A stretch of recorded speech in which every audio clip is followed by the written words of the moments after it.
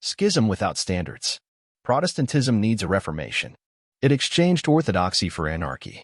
Protestantism's Pandora's box contains empty promises of a return to the one true church, to pure biblical doctrine.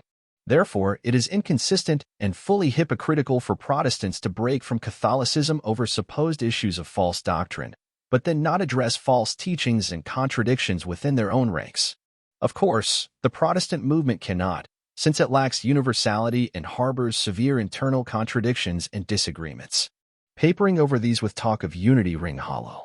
The Unitarians, outright heretics who reject the Trinity and divinity of Jesus, yet accept it as just another Protestant denomination, and other obvious Gnostic heretics like Lutheran theologians Adolf Harnack, the famous liberal Protestant Lutheran theologian, and Rudolf Karl Bultmann, also a Lutheran theologian and German professor of the New Testament at the University of Marburg, are simply identified under the banner of Protestantism.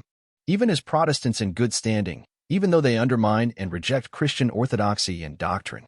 This logical inconsistency highlights the challenges inherent in identifying and counteracting heterodox and unbiblical teachings that have infiltrated Protestantism.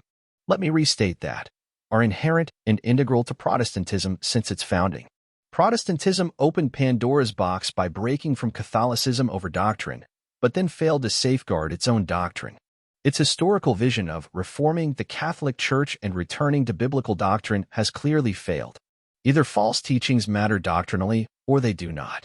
If they do, then groups like Unitarian Universalists and liberal, meaning Gnostic, theologians should be expelled from under the Protestant umbrella.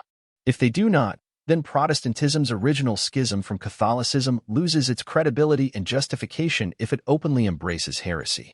It must apply doctrinal standards consistently, or its claims to theological fidelity and biblical authority are a joke. However, there are no fixed doctrinal standards, seeing contradictory positions held under the Protestant banner. Some key points I would make in response to the "it wasn't me" argument from Protestant adherents when faced with heresy from members of the movement. 1. Protestantism encompasses a wide range of denominations and beliefs, but they share some foundational principles, namely rejecting Catholic authority and tradition, and upholding the Bible as the sole infallible authority. Hence, Protestants of all stripes bear some responsibility for analyzing and countering unbiblical teachings that arise within Protestant circles. 2. Specific Protestant denominations have a duty to counter false teachers and teachings that originate within their own branches of the faith. They cannot shrug off responsibility by saying that's those other Protestants, not us. If a Baptist rejects Calvinism, they still must address false teachers who arise within Baptist circles, not just pass the blame. And if they think Calvinism is an error, they must still explain why and attempt to correct their fellow Protestants on correct teachings. 3. There are certain foundational heresies, like Gnosticism, that threaten essential Christian doctrines which all Protestants claim to uphold. Protestant leaders and theologians of all denominations should be willing to counter and refute such heresies wherever they appear, not just within their own circles but throughout the Protestant faith. 4.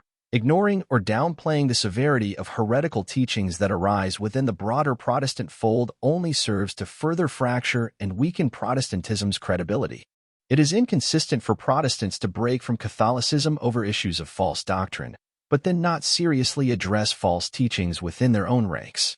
This article is available on the Ko-fi page linked in the description.